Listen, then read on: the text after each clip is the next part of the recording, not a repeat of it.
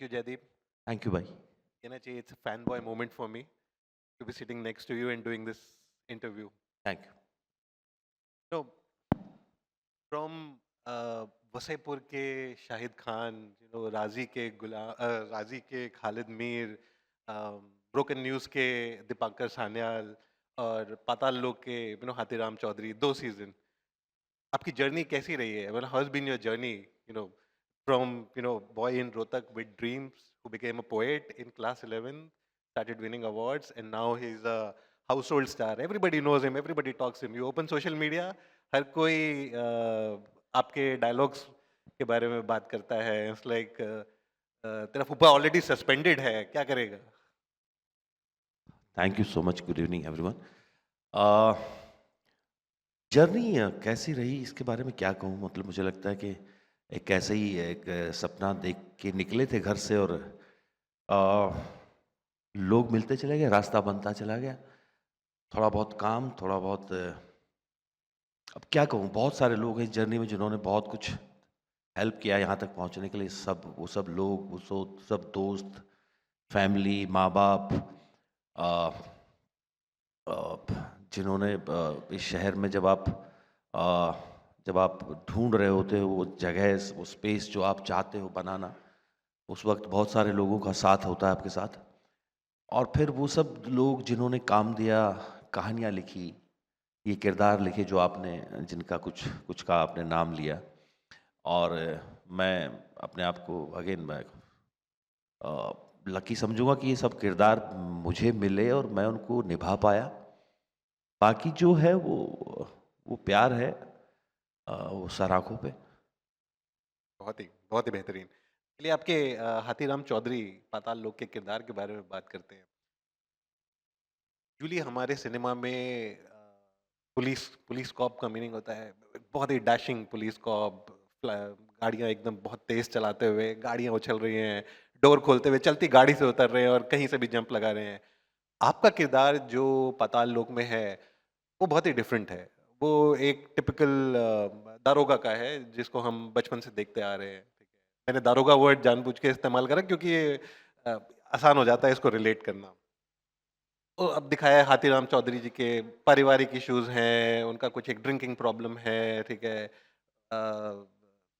जो Indian cinema के जो पुलिस कॉप होते हैं उनकी तरह उनका सिक्स पैक एब्स नहीं है, ठीक है, is not the fit but still he is a cop, is a middle aged man. जब ये पूरी प्रतिमा आपके सामने रखी थी भाई ने, ठीक है, आपने आपने क्या सोचा उसके बारे में? नहीं, एक तो ये बात कि हमने हमने देखा है, ऑफ कोर्स हम अर्ध सत्य को नहीं भूल सकते। हमने हर तरह के कॉप्स देखे हमारे हमारे सिनेमा में। बट डेफिनेटली ये सुदीप भाई का कमाल ही कहूँगा कि उन्होंने कैसे इंसान को गढ़ा, उस पेपर पे लिखा। मैं ही मानता हूँ कि हाथीराम ना सिर्फ वो पुलिस के वो यूनिफॉर्म पहने हुए एक बहुत ही आम आदमी, वो सब जो दिक्कतें हम एक आम जीवन में, एक मिडिल क्लास फैमिली में होती हैं, वो सब उसके साथ हैं। उसके एक एडिशनल जिम्मेदारी ये है कि वो एक पुलिस ऑफिसर भी है। इसलिए मुझे लगता है कि बहुत जल्दी रिलेट कर पाते हैं हम उस आदमी से, क्योंकि आपको बिल्कुल अपने ही आसपास के लोग दिखाई देते हैं अगर उस यूनिफॉर्म को एक तरफ के लिए थोड़ी देर हटा दिया जाए। हर वो आदमी जो मेहनत करता है, अपना काम करता है ईमानदारी के साथ, उसकी वही सारी दिक्कतें हैं जो हर फैमिली में हैं। बच्चों की पढ़ाई है, फैमिली को के लिए बेटर रिसोर्सेज क्रिएट करना, बच्चों की पढ़ाई के लिए बेटर स्कूल ढूंढना, तो ये सब दिक्कतें हैं उसके साथ साथ। और ऑफ कोर्स पर्सनल जो दिक्कतें हैं कि मोटा है, ओवरवेट है, इज़ अ ड्रिंकर, उसकी अलग दिक्कतें हैं। इसलिए ये जो एक टोटल कॉम्बिनेशन बनता है ना, ये आपको ऐसी दुनिया में लेके जाता है जो आपको आपने देखी है, आप बहुत जल्दी रिलेट कर पाते हो। क्योंकि मुझे मेरा मानना है कि सिनेमा में दो ही तरह के किरदार आपको बहुत अच्छे लगते हैं। मतलब मेरा ये मानना, हो सकता है मैं गलत हूँ। इतने सारे आप सब लोग बैठे हैं तो सोचिएगा। सिनेमा पे, पर्दे पे जिन भी किरदारों को हम देखते हैं वो दो ही तरीके से आपको अच्छे लग सकते हैं। या तो वो हमारे जैसे हैं या हम उन जैसा बनना चाहते हैं। तो कहीं न कहीं हमारे अंदर वो 2 तरह के हीरो होते हैं। एक हीरो हमारे जैसा होता है, एक हीरो हम बनना चाहते हैं किसी की नज़रों में, अपने आप के लिए। तो हाथीराम जो है वो पहली कैटेगरी वाला है। बहुत ही बेहतरीन, बहुत ही बेहतरीन। जब आपके सामने एक किरदार पहली बार आया था, तो आपने किसको इमेजिन करा था कि किसके सबसे करीब है? आपने सोचा होगा कि नहीं, बिल्कुल किसी को इमेजिन नहीं किया था। सच बताऊँ तो जब पहली बार पढ़ा था, अपनी एक दुनिया बनी थी हाथीराम की। अ शक्ल मेरी ही आ गई थी क्योंकि मैं ही पढ़ रहा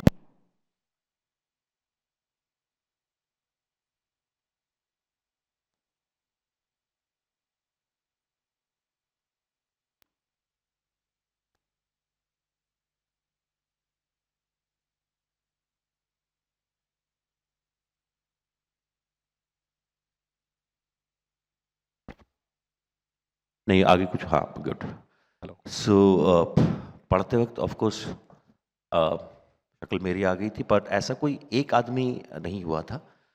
जब उसकी तैयारी हुई थी तो बहुत सारे छोटी-छोटी चीज़ें जुड़ के हाथीराम बना था, जो कि ज़्यादातर पेपर पे भी है कि वो किस तरह का इंसान है, कैसे रिएक्ट करता है चीज़ों को, फैमिली के साथ क्या रिलेशनशिप है, जॉब पे क्या रिलेशनशिप है। तो वो धीरे-धीरे वो जितने धागे उस स्क्रिप्ट में पड़े हुए थे, वो जुड़ते चले गए और वो एक शक्ल मिलती चली गई उसको। तो आपने इसकी तैयारी कैसे करी थी? अब how did you prepare for this?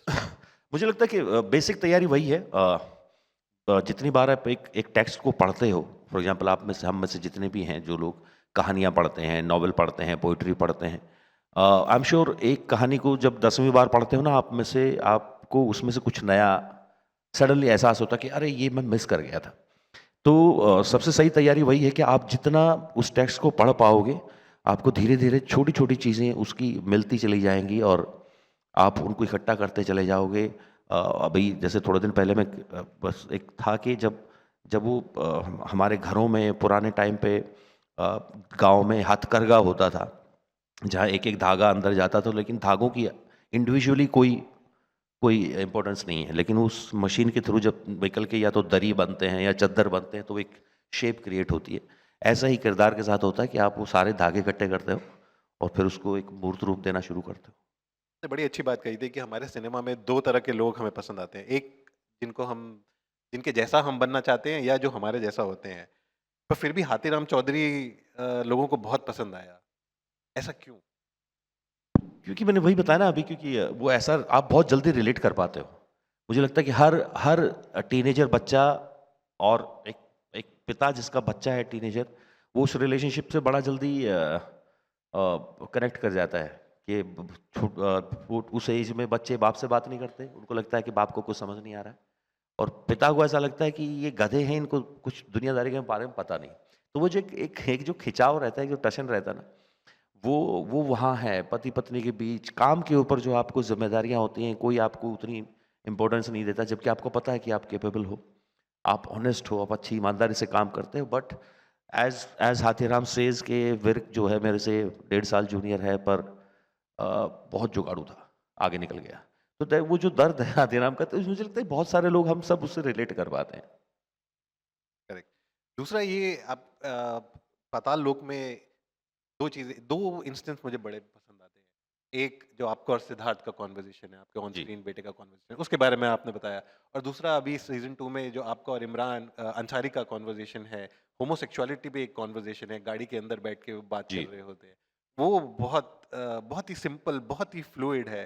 एक एक कॉप के लिए वैसी बात करना बहुत बहुत मुश्किल है। हम इमेजिन नहीं कर पाते हैं कि वो इतनी फ्लूइडिटी से, इतना सीमलेस होकर वो बात कर देगा।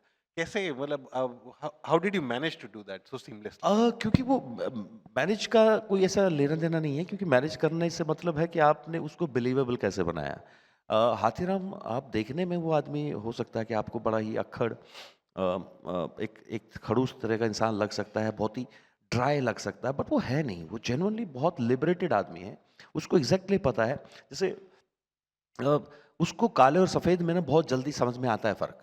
एक मेरे दोस्त ने एक कविता लिखी थी, उसमें था ये कि हाथीराम के लिए काला और सफ़ेद के बीच में कभी भी कन्फ्यूज़न नहीं होता है। उसको एग्ज़ैक्टली पता है कि ये सही काम है और ये गलत काम है। तो इसलिए वो बहुत सारे लोगों से जो उसके आस-पास हैं, जो हमेशा एक ग्रे शेड में घूमते रहते हैं ना, सोचते रहते हैं कि मैं ये कर लूँ, नहीं कर लूँ। हाथीराम कभी भी उस कन्फ्यूज़न में नहीं जाता है। He is always towards the right side of the thing. जब उसको पैसे लेने की बात आती है, उसको पता है कि 5 लाख ही उठाने हैं, क्योंकि उसका इतना ही हक है, उसका अपना उसमें कोई हिस्सेदारी नहीं लेना है उसको। तो उसको एग्ज़ैक्टली पता है कि ये गलत है और ये सही है। तो बेटे के साथ तो ऑफ़ कोर्स आपको मैंने बताया ही कि वो किस तरह से वो रिश्ता बनता चला गया। बात जहाँ तक अंसारी के उस रिलेशनशिप की है, अंसारी को भी नहीं लगता कि ये ऐसे रिएक्ट करेंगे। But that's the beauty of that writing कि एक इंसान जो जो ये कह सकता है कि यार देख जो भी है ना मुझे समझ में नहीं आता ये, पर तू इस बात से मत घबरा कि कोई और क्या कहेगा। That's how he is a very liberated soul in so many things जो लगता नहीं है देखने में। सही, सही। आपके काम में एक रियलिज्म की झलक दिखाई देती है, जैसे पंकज पंकज त्रिपाठी, राजकुमार राव, विजय वर्मा, अ, इनके कामों में एक रियलिज्म की छाप दिखाई देती है। तो लगता है इंडियन एंटरटेनमेंट के अंदर ये थोड़ा मिसिंग पार्ट है, रियलिज्म। अ, बीच के कुछ दौर में मैं मान सकता हूँ कि था कि हमारा हमारा सिनेमा वैसा नहीं बनता था या इतनी क्वांटिटी में नहीं बनता था। बट मैं ये मानने को तैयार नहीं हूँ कि भारतीय सिनेमा में रियलिज़्म कभी था नहीं। अ, आप 70s की फ़िल्में उठा के देख लीजिए, बहुत सारे लोग होंगे जो रिलेट कर पाएँगे उस वक़्त के बहुत अच्छे-अच्छे जितने फ़िल्म मेकर्स थे, उस वक़्त के स्टार थे, बलराज साहनी साहब से लेके दिलीप कुमार साहब, संजीव कुमार जी, ऐसे बहुत सारे कमाल के अभिनेता रहे उस वक़्त पर। बहुत ही रियलिज़्म वाला सिनेमा बन जाता था। अ ब बहुत सारे डायरेक्टर थे उस वक़्त के जो अच्छी फ़िल्में बनाते थे। मैं कह सकता हूँ कि बीच-बीच में वो दौर आता-जाता रहा, लेकिन ऐसा बिल्कुल नहीं हुआ कि वो कभी नहीं बना। नसीर भाई का दौर आया, फिर ओमपुरी साहब का दौर आया, ये सब उस रियलिज़्म को मुझे लगता है हमेशा आगे बढ़ाते रहे। कम मात्रा में सही, बट उसका वजूद हमेशा वहीं था। अ, अब शायद एक प्लेटफ़ॉर्म बड़ा मिला है, थोड़ा और ज़्यादा खुल गया है। ऑडियंस थोड़ी ज़्यादा आई थिंक बेटर रिसीवर हो गई है। ऑडियंस का एज़ एन ऑडियंस भी आपका हमारा एक्सपोज़र बढ़ रहा है। हम काम देख रहे हैं, बाहर की दुनिया का भी काम देख रहे हैं। तो हम धीरे-धीरे शायद उस चीज़ की इम्पोर्टेंस बेटर समझ पा रहे हैं कि ये कहानियों का भी अपनी एक इम्पोर्टेंस है। ओटीटी पे क्योंकि आपकी कहानी लंबी हो सकती है, एक पूरा सीरीज़ है, पाताल लोक 9 एपिसोड्स, 8 एपिसोड्स का सीरीज़ होता है। डायरेक्टर के पास 8 से 9 घंटे होते हैं, एक-एक कैरेक्टर को डिटेल में जाने के लिए, अपने डायरेक्शन को अच्छे से एक्सप्लोर करने के लिए। क्या ये एक वजह है कि अच्छी बेहतर स्टोरीज़, रियलिस्टिक स्टोरीज़ और डिटेल्ड डिस्क्रिप्शन एक्टर्स, कैरेक्टर्स का और आसानी से बताया जा सकता है ओटीटी पे? क्योंकि 3 घंटे की पिक्चरों में थोड़ा एक कम पॉसिबल होता है। आई थिंक ये जो आज़ादी मिली है ना, ये सबसे पहले राइटर्स को मिली है। क्योंकि अगर किसी को बोला जाए कि भाई देखो ये कहानी है, आपको इसको 2 घंटे में ही लिखना है, और ज़रूरी नहीं कि हर एक कहानी 2 घंटे में समाप्त की जा सके। कुछ कहानियाँ हैं जिनको आपको 10 घंटे लग सकते हैं, 15 घंटे लग सकते हैं। हो सकता है 4 सीज़न बनाने पड़े एक ही कहानी को पूरा करने में।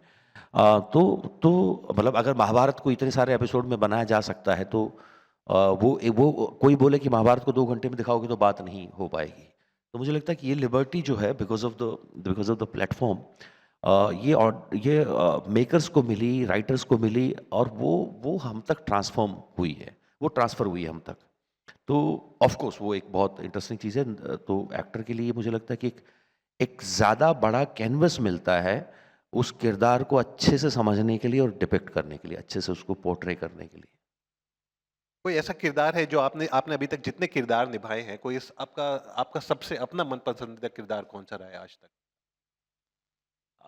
ये थोड़ा मुश्किल है, पर अगर कोई एक नाम लेना पड़ेगा तो मुझे लगता है कि हाथीराम, क्योंकि हाथीराम की कहानी में ना बहुत कुछ है, बहुत लेयरिंग है, बहुत सारे रस हैं, जिसको हम कह सकते हैं कि हर अच्छा हमारे 9 रस हैं नाट्य शास्त्र में।